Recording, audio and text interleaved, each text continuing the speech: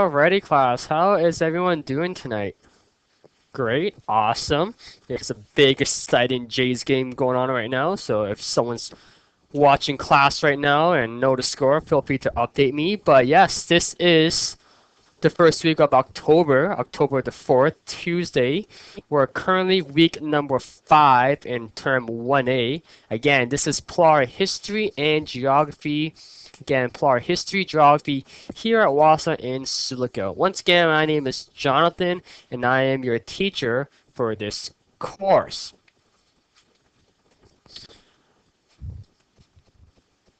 Again, feel free to call the Wassa studio if you want to listen and participate, ask questions if you need any help.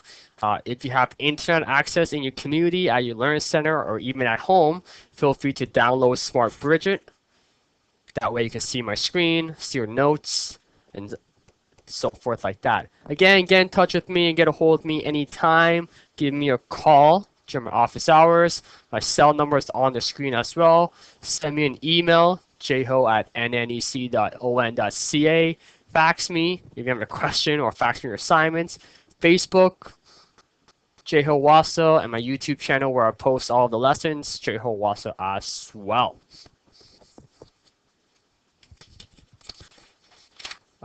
Before we begin, just a little announcement. I noticed that I mentioned last week that I would be traveling to Big Trout next week. That was the goal. Okay, so Barb Matuzik, Ruby Morris, and myself was supposed to be traveling to Big Trout next week right after Thanksgiving, but things have changed, so that is no longer into effect. Okay, so again, there will be no class rescheduling or rearrangement for next week. Everything will be exactly the same how I was supposed to going to switch class, but that's no longer in play. That's why I haven't sent that email to the tech unit or sent that email to the DCs and posted a little reminder on my Facebook. So again, next week, right after Thanksgiving, exactly the same. We'll be here Tuesdays and Thursdays.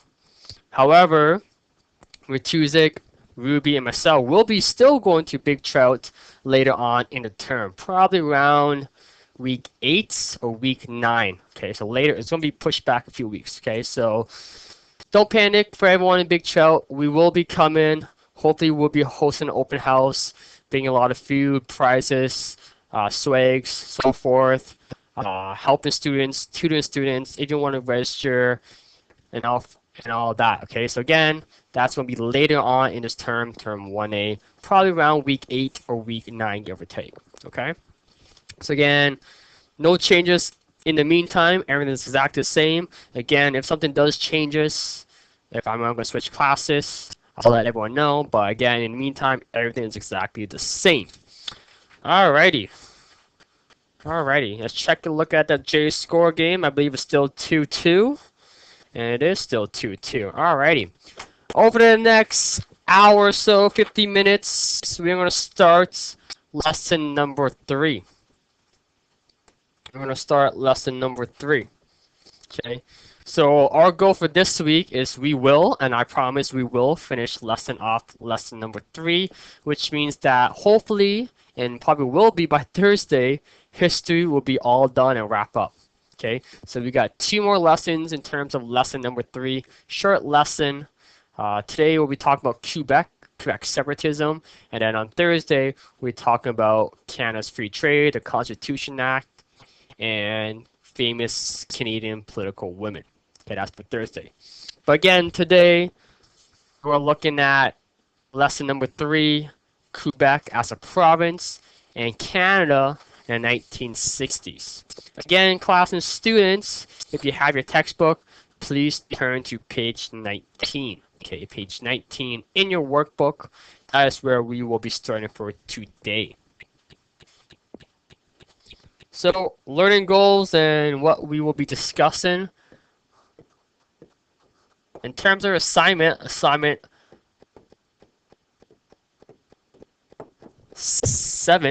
So assignment number 7 is what we're focusing on today.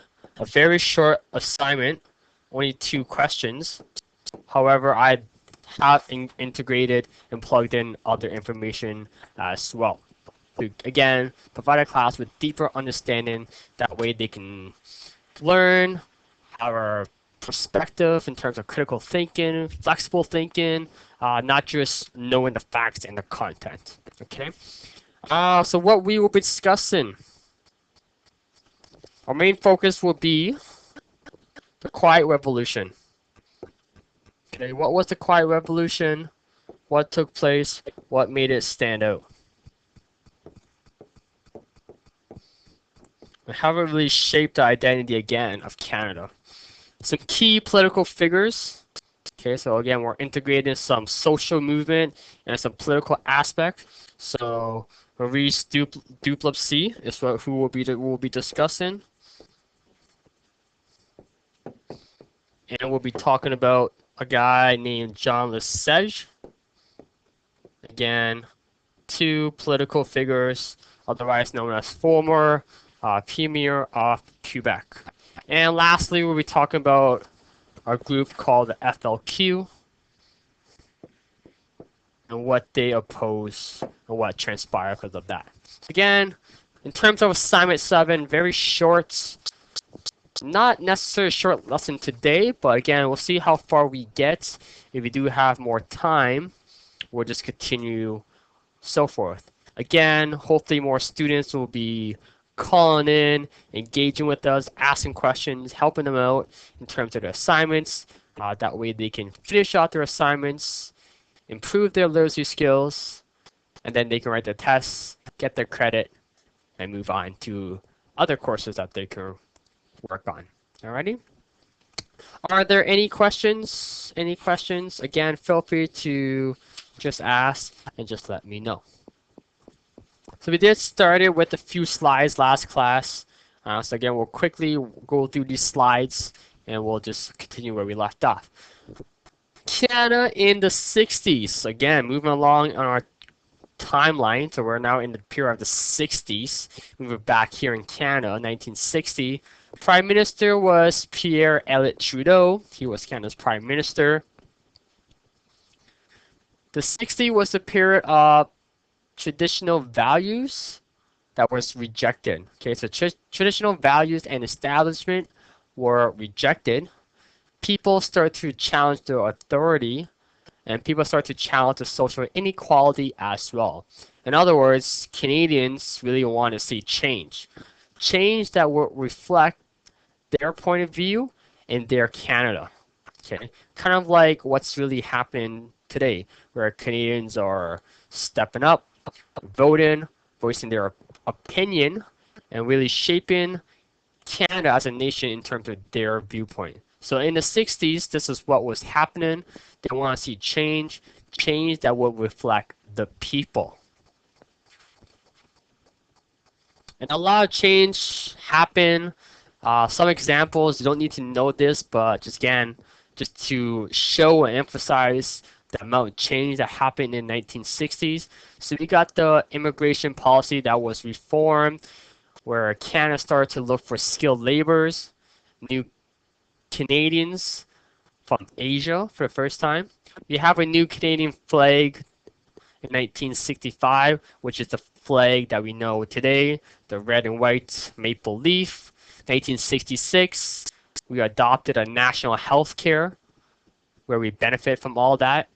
Okay, national health care. Again, in 1966, Canada pension plan that was finalized. Again, pension, what we have today. 1969, the criminal code was reformed, legalizing abortion and homosexuality as well. So again, a lot of changes took place in the 60s.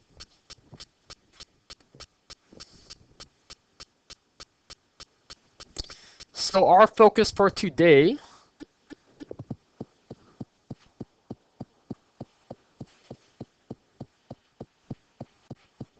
is that we'll be looking at a particular province, a province that I have already mentioned. So I'm going to use our little magnifying glass, see if this works. And I'm going to move it all the way towards this province right here. So this is what we will be focused on today, this province. So we will focus on the province of Quebec. Right beside Ontario, but our main emphasis is the province of Quebec. Right there, the province of Quebec.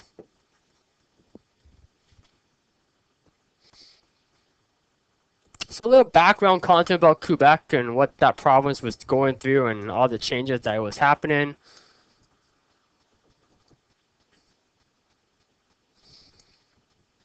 As you recall from lesson number 1, Canada had a period of tension between English and French-speaking Canadian. Again, that's occurred in Quebec. Quebec feared that English Canadians would absorb their identity because they were stronger and that they had a lot of influence from the United States. There was a dramatic increase in terms of population in Quebec, a lot of growth in economic, prosperity, and a lot of investments. Okay. However, not all French Canadians were privileged this. Okay. Even though there was a lot of economic growth, prosperity, and investment, it was not really open to French Canadians to an extent. There was an increase in employment opportunities as well.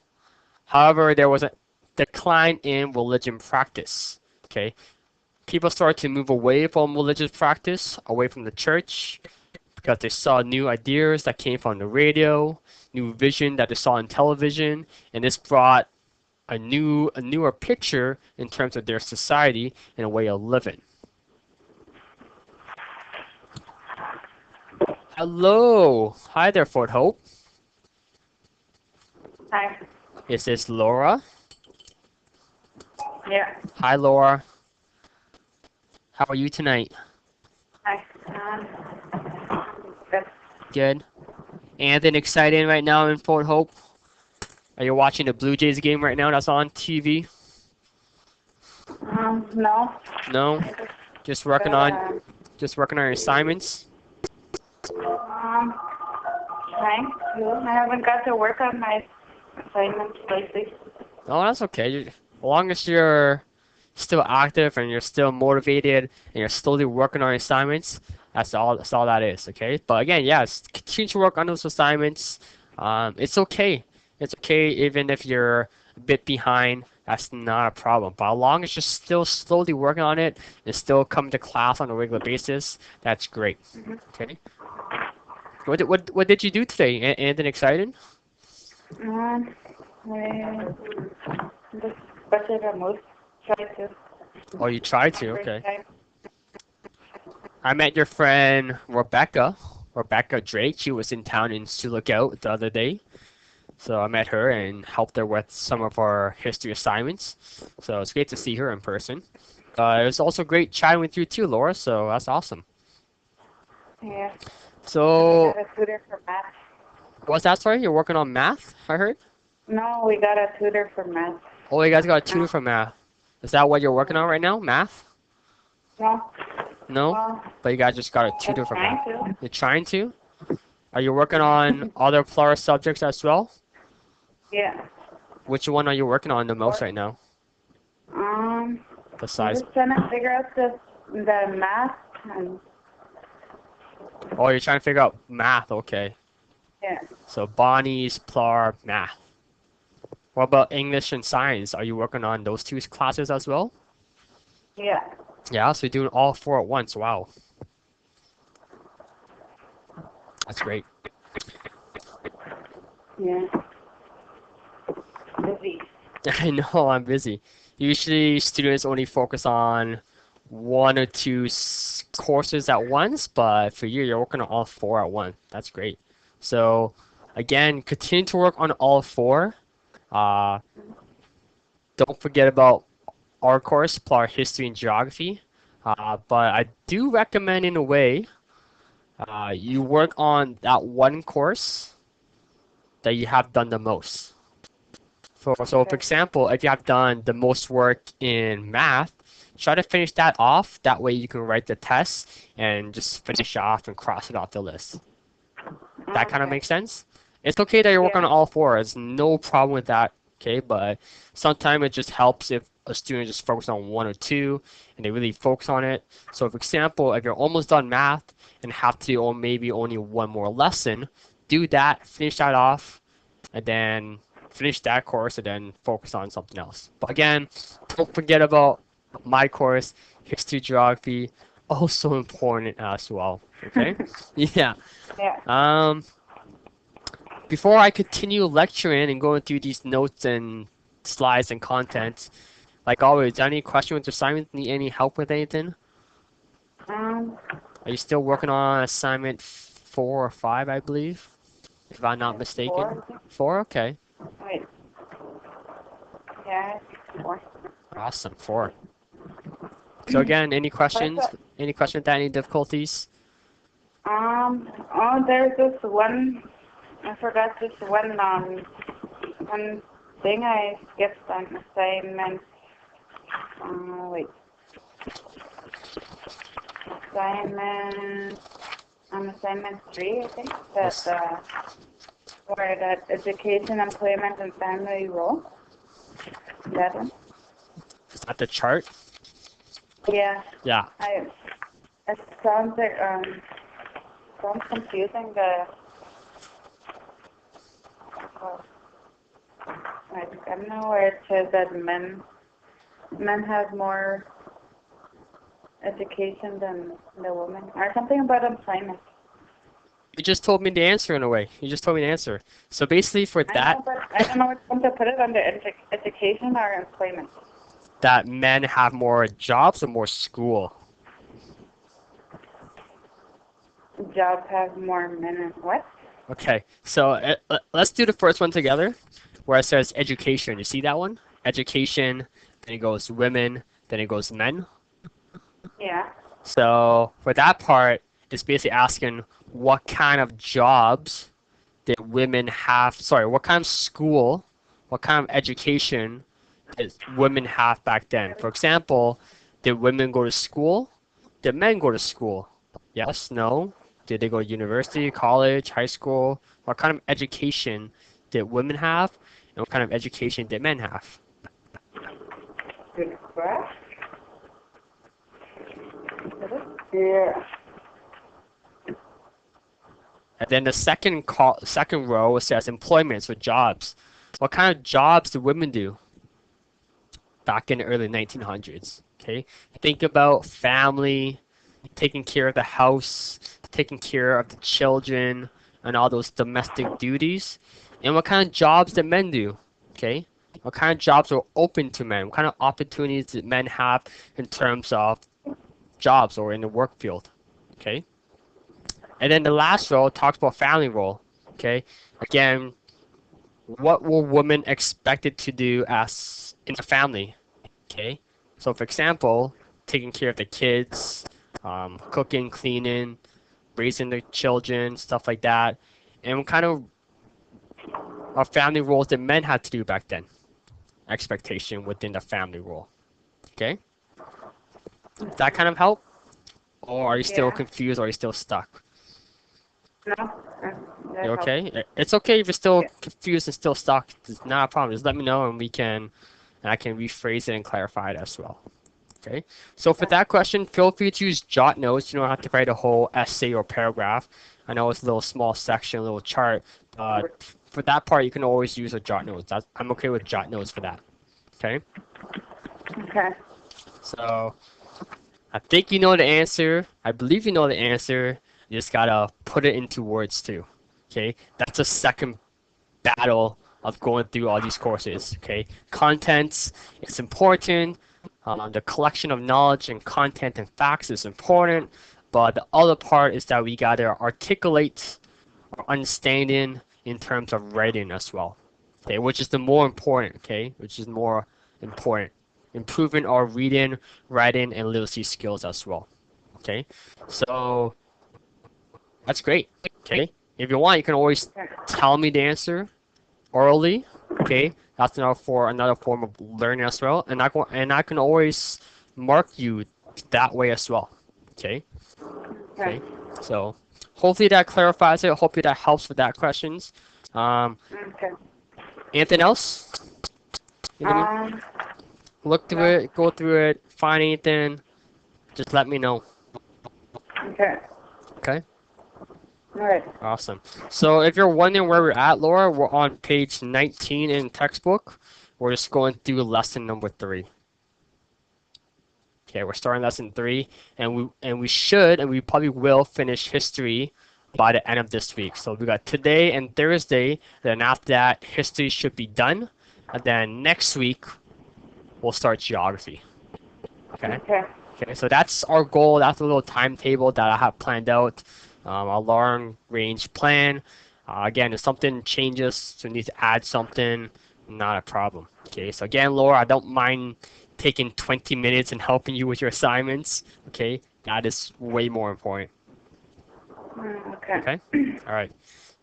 So in the meantime, I'm going to continue lecturing. And again, Laura, if you have any questions or you're stuck, just let me know. Okay, just let me know. It doesn't matter if you're on assignment 7, 2, or 5, just let me know. Okay? Okay. Awesome. Well, thank you, Laura, and we'll chat with you very shortly, okay? I'm just going to continue going through these slides for everyone, and we'll check back on you and Fort Hope very, very briefly.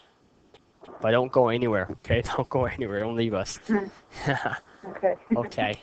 The roots of Quebec nationalism. Kind of already discussed this, but quickly go through this.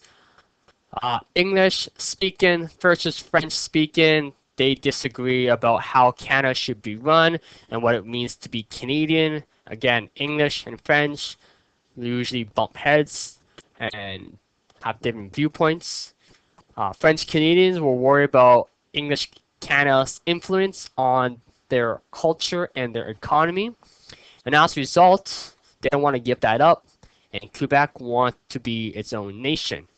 They do not want to be separated. Well, they want to be separated from Canada and create their own different political viewpoints in terms of culture, economics, and basically their own way of living. Okay, so they don't want to give that up. It's basically me asking you, class and students, do you want to give up your culture, your identity, your tradition, your values, and start living like someone else's lived experience? Probably not. Okay, this is the same boat that is Quebec is in at the moment, or was back in during that time period. So Quebec wanted to maintain their identity, so they want to be separated from Canada and start to create their own establishment. Again, that was the root of nationalism. So what happened? Well, there was this guy named Maurice Duplessis. He was basically the premier of Quebec. Okay, such as how we have our premier in Ontario right now, Kathleen Wynne. But back then, in the late 50s, it was Maurice Duplessis for Quebec. He was often described as ruled with an iron hand.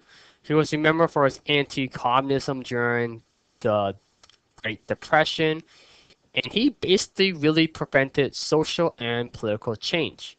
He basically just wanted what was best for his own interest, not for the best interest of the people of Quebec.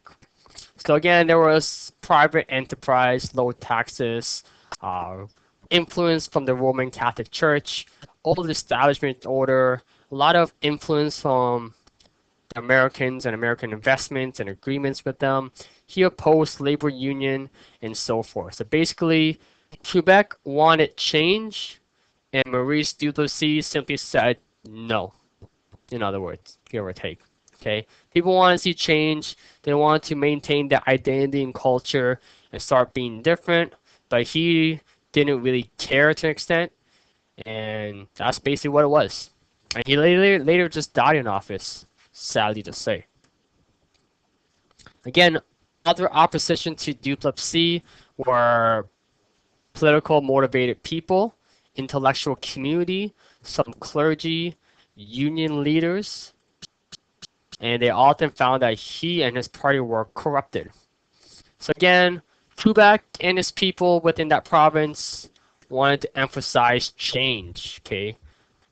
Change, wanted better jobs, wanted better pay jobs, wanted better work conditions. They just wanted to see change. Change that will reflect their identity as French-speaking Canadians. That's what they wanted. simply as that. But Mr. Duplessis simply said no, and he didn't really do too much. So they looked towards another key political figure, and his name was John Lesage. Okay, he was looked upon. Who was John Lesage? Well, let's talk about him. John Lesage, basically Quebec's premier in the 60s, 70s, and 80s. He was elected as premier of Quebec, and he promised change. Yes, this fellow right here, he promised change, hence why he was voted and elected in. He ended the electoral corruption. He established the Ministry of Education, or did changes to that, reconstructed the secondary school system in Quebec, revised the labor code, public sector, and the right to strike. A lot of provincial hospital plans went back into the province, and federal tax went back to Quebec as well. So again, we're starting to see some changes start to be implemented by John Lesage when he was premier of Quebec. So again, some changes that were slowly reflecting Quebec citizens and French-speaking Canadians. However, before we get to however, again, he wanted to recognize the recognition for French speaking. But again, however, all those changes did not come at once. And as a result, he was re-elected again in 1962 to bring more changes as well. Hence, we use the word bilingualism. Okay, bilingualism means being able to speak French and English. So if you can speak French and English, or want to span English and French, you are considered bilingual. That's basically what it means. But again, like I mentioned, all these changes were not happening fast enough. People were still upset, and they wanted to see something done at a faster rate. Not just these changes, but something more rapid and more dramatic. Hence why we get to the Quiet Revolution. Again, a key point, key emphasis in this class. Quiet Revolution, 1960 to 66. Again, you don't need to know the dates, not relevant. But basically, you do need to know the significance and what was the Quiet Revolution. So what was the Quiet Revolution in the 60s in Quebec? Basically, how I like to summarize it is a period of rapid and non-violent changes responsible for the beginning of a modern secularized Quebec. Okay, so it was a period of non-violent, rapid change responsible for bringing a more modern, secularized Quebec. Okay, so things are changing in Quebec. So why was it called quiet in quotation mark? Well, when we think of revolution, well, we often think of battles, bloodshed, killing, violence, non-fun stuff. But basically, it was called the Quiet Revolution because it was achieved through social, political means. Okay, it wasn't achieved through guns or forces or uprisings, but it was achieved through magazines, newspaper articles, where people wanted to see change in terms of laws, attitudes. So they wrote newspaper articles, postings on TV, and media. So again, it wasn't achieved through guns and forces, but it was achieved through other means. Okay, often through writing articles in magazines, newspaper, and so forth as well. Hence why it wasn't called. Hence why, sorry, it was called quiet. So basically, in other words, Quebec citizens wanted to protect their culture and identity. Okay, culture and identity. They often felt that they were discriminated against socially, culturally, politically, and economically. So again, going back into those values, those core values that we live by. Okay, so again, everyone have different identities and culture, religion, and viewpoints, and those are important to oneself, and they really want to maintain that. Again, thinking that as a whole picture, okay? Think about how you would feel if someone took away your culture, um, your identity, and so forth, okay? We all want to maintain that, okay? We all want to maintain that. And Quebec French-speaking Canadians wanted the same thing. So again, note the Quiet Revolution, note some of the key points, and so forth. But again, not all these changes were happening fast enough, and it really upset some people. Hence why we're going to talk about the FLQ next. So basically in your textbook class, the Quiet Revolution, a slide back, that is on page 19. Okay, 19. Highlight it, circle it, underline it, page 19. But the FLQ, that is on the next page. Page 20. Page 20. So the FLQ was simply a terrorist group. Okay, they stand for the Front du Liberation du Quebec, French terrorist group, the FLQ. They were basically not happy, not satisfied with all the changes happening in Quebec with the revolution. So they basically said they're going to take matters into their own hands. So basically they did a lot of violence, a lot of terrorist means, such as bombing and kidnapping. Okay, they both kidnapped the British Trade Minister, John Cross, and the Quebec Minister of Labour, Pierre Laporte, and one of them eventually died. Again, a lot of terrorist violence were used by the FLQ. Okay, so think of a terrorist group, a group of individuals not happy, taking matters into their own hands. Again, the fight towards terrorism is still going on today. You flip on CNN, you see it all the time about all around the world dealing with terrorism. Kind of the same idea with the FLQ happening in Quebec, but to a smaller extent.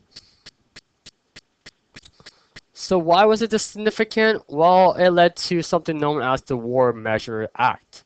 Okay, a War Measure Act. It was invoked by Prime Minister Pierre Trudeau in order to restore peace and order. This was significant because it often suspended legal rights of citizens. Okay, going back to the Charter of Rights and Freedom, where we have legal rights, these legal rights were suspended during times when the War Measure Acts are in place. Over 450 people were detained in Quebec. They were arrested or detained without any charges. But basically, the War Measures Act is only used during time of national security. But Pierre Trudeau, felt like that time was a threat to national security, and he invoked the War Measures Act. On the screen, I do have a little YouTube video link that I used to show, but I'm not going to show anymore because just not emphasize the key points. But I really summarized that video. Basically, if you want, you can go to YouTube, you can type in FLQ, Trudeau, War Measures Act, and it'll lead to this video. But I did summarize this video in a little dialogue. Okay, that I got it from that video, from CBC article as well. So basically, a CBC reporter asked Trudeau, suggested that government officials should leave themselves open to kidnapping and murder in the name of individual rights. Trudeau basically responded and says, all I can say is go on and bleed, but it is more important to keep law and order in society than to worry about weak-kneed people who don't like the looks. Then the CBC reporter says, or challenged, at any cause? Question? Well, basically, Trudeau just smiles, says, just watch me. So that's basically just demonstrate that Pierre Trudeau, Canada Prime Minister back then, will go to great extent to restore peace. Okay, restore peace. So that's just basically what that YouTube video was all about. Okay. Continuing, going through these lessons. The result of the Quiet Revolution, well, it pretty much ended social influence from the Catholic Church. Boom, that's done. And increased Francophones' confidence, and it brought them a sense of pride that they can maintain their identity and culture, and that they will not have to give it up, and they will start to challenge Anglo status quo. So again, that was basically the result of the Quiet Revolution. It brought changes where people can maintain their identity without losing it. Then what happened after that, leading up to the 70s? Robert Barroso or John or René Lévesque, Premier of Quebec, he continued to establish change in Quebec, where the French official language is now in Quebec, with the passing of the Bill in 22. And he later became the premier or the party leader of the Parti Québécois and so forth as well. Again, more key political figures that I have added in, but not key information. Don't really need to know about those details. What we need to really emphasize and know is that nowadays, Canadians still continue to discuss the role of Quebec within our nation. Okay, so think about what we just talked about in terms of the Quiet Revolution, French speaking and their identity, and we can still apply it to today. And we still talk about Quebec's role within Canada as a whole, as a bigger picture. Okay. Again, some people think that Quebec should not be a part of Canada. Some people do, some people don't. That's a lot of argument. So 2 referendum took place back then. 1980 referendum is basically voting. They had a vote where people say, and it basically posed a question of saying, should Quebec stay or remain in Canada or separate from Canada, I should say. In 1980, 59% said no, that Quebec should not separate from Canada and should remain in Canada. And another referendum took place in 1995, asking the same question, should Quebec be separated from Canada? And basically, for the slim margin of 50% said no, and 49% said yes. So really important, significant in that aspect. All right, I think we'll get to assignment 7 now, and then we'll go back and help Laura in Fort Hope and other students with assignments. And then if we still have time after that, we'll just continue with our next slide as well. So again, students in class, if you have your textbook, sorry, your workbook, please turn to assignment 7. Okay, your second last assignment for history. Okay, assignment 7. So again, assignment 7, super short, 8 marks, 2 questions. Okay, so I feel like everyone should, in a way, work on this assignment right now, get it done, and not have to worry about it for later on. So basically, question 1.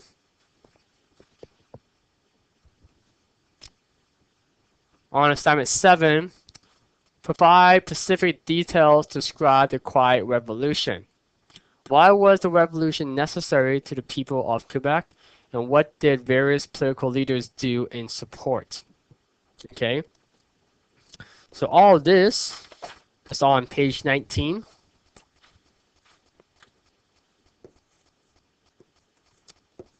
And a bit on page 20 on the top.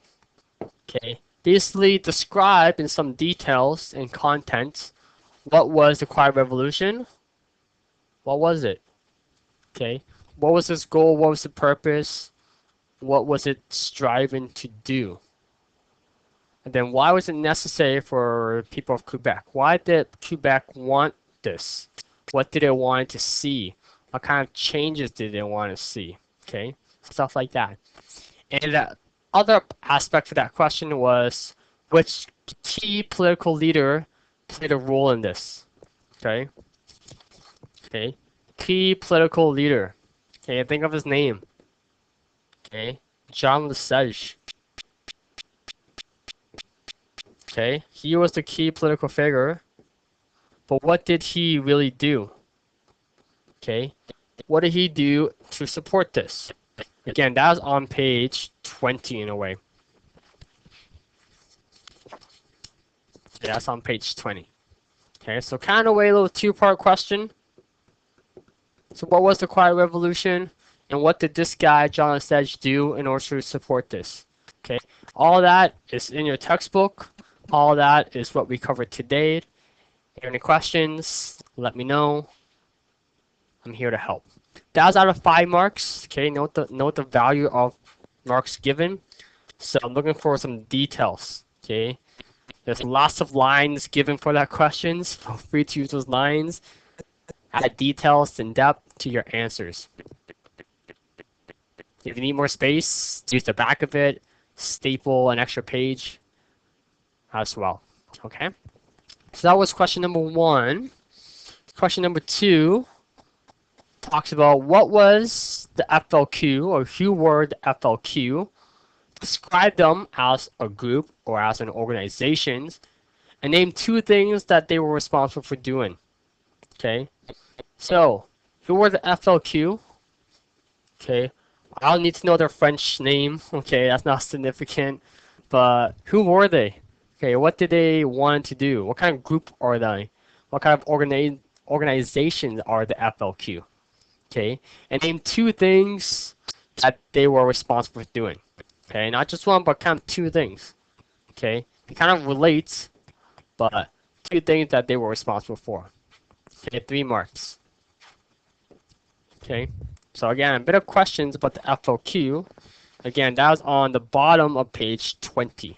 Okay, bottom of page 20. And that right there, class, is assignment number 7 for PLAR history. Very simple, very straightforward. Again, we're always trying to improve our writing skills, better to articulate our writing and our understanding. Not so much worried about the content. Anyone can read a textbook and regurgitate the content and information and the facts and evidence, but the goal here is to always improve our writing skills. Proper grammar, spelling, sentence structure, and all that is what I'm mainly looking for in your answer in order to receive full marks. Content and detail is significant, but again, always trying to improve our writing skills as well. Okay. Are there any questions, class, in regards to what we just talked about in terms of lesson number 3 and assignment number 7? Are there any questions? So again, take a few moments, class, students, to work on that. Feel free to work on any outstanding materials relating to PLAR history geography. I am here if you have any questions or need any difficulties as well. Okay. Laura, are you still there with us right now? Laura? Yeah. Perfect. What are you working on right now? Are you still working on history? You're still listening to our class? Yeah, I'm doing assignment 7. Assignment 7? Perfect. Let's do that right now. It's only 2 questions. If you want, we can work on it together. Okay? We got a bit of extra time right now. I don't mind spending that extra time and helping you right now. Okay? So, I'm just going to do assignment 7 and then go back. okay. So, take your time with it. Do it. Yes. Assignment 7, question 1. What was the Quiet Revolution? Again, you can tell me the answer. I can let you know if you're on the right track. Who was responsible for it? Political leaders, all that. I think I know. I think you know what you're doing. I think you're on the right track. All is good. Okay?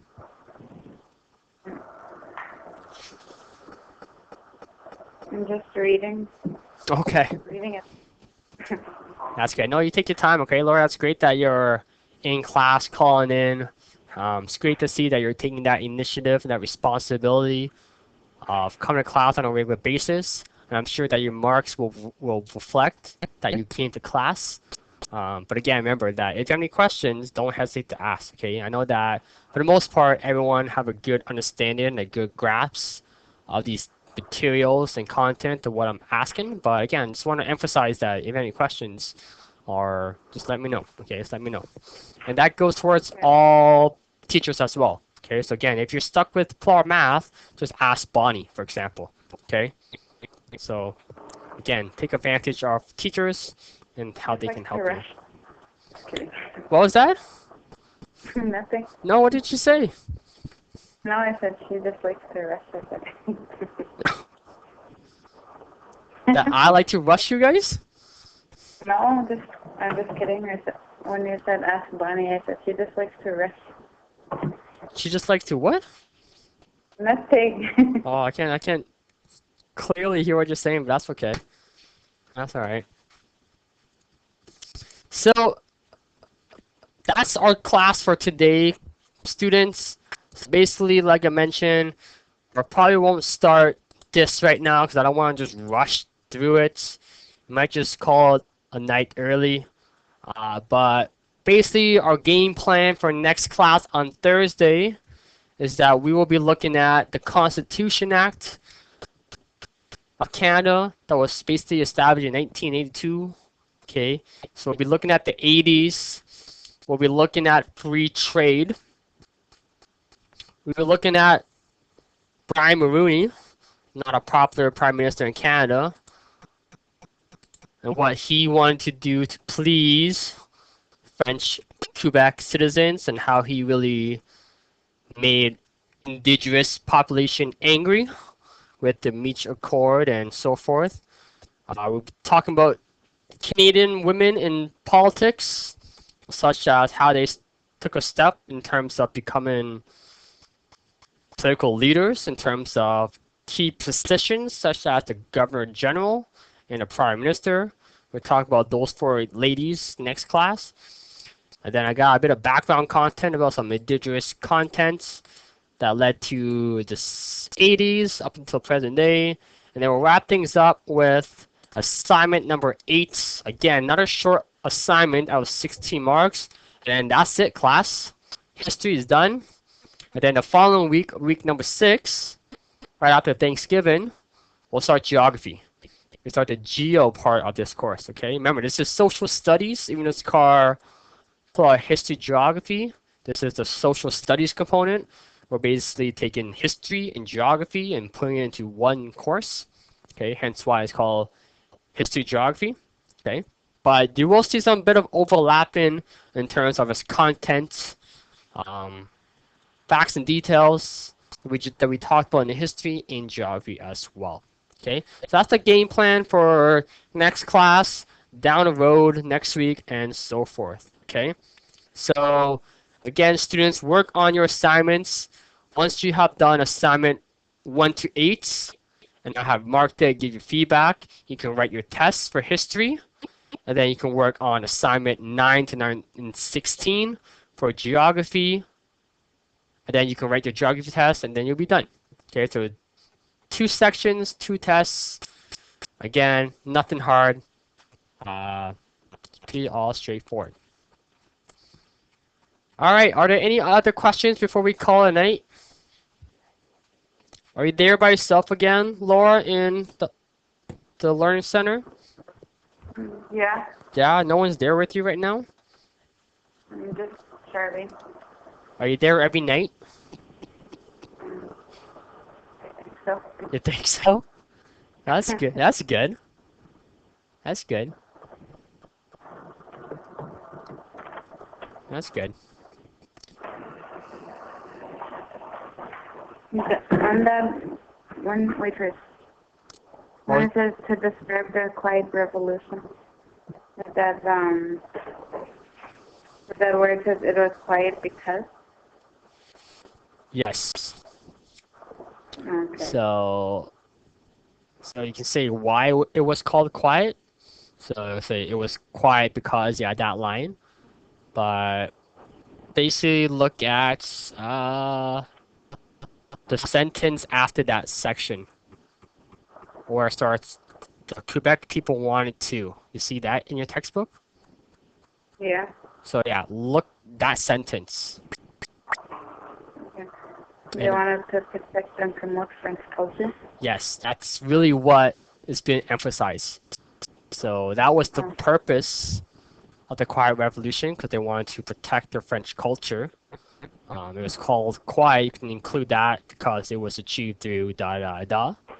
And who supported that revolution? We talked about Jean Lesage. He starts at the bottom of page 19, and he continues on to the next page. So what did he do? What did he promise? What kind of changes that he created in a way? Okay, that's the author. Promise change. But what kind of change? What kind of laws did he pass? Okay. Like, What kind of laws did he want to pass?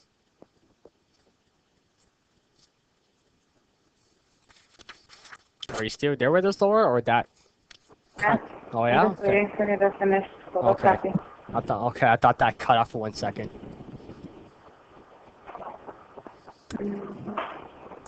And then the second question is talk about the FLQ.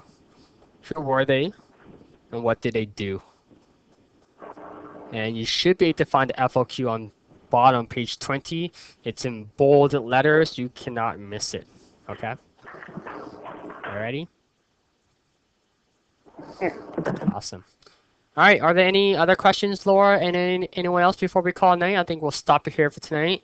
Again, thank you so much, Laura, for calling in and listening, asking questions, working on assignment number 7. That's great. Almost done history right there. Almost done history. I'm not almost done. I'm just going to do assignment 7 and go Okay, back. okay. That's okay. At least you're working on your assignments. I thought you were almost done. That's all right. Okay. No, I said I was going to go back to where I was. That's true. You did say that. You did say that. Okay. All right, Laura. I think we're gonna say goodbye. I think we'll stop here tonight. Hopefully, I will see you again on Thursday, and hopefully you'll be done assignment 7 then, and then we'll just continue working on this course. Alrighty? Okay. Okay.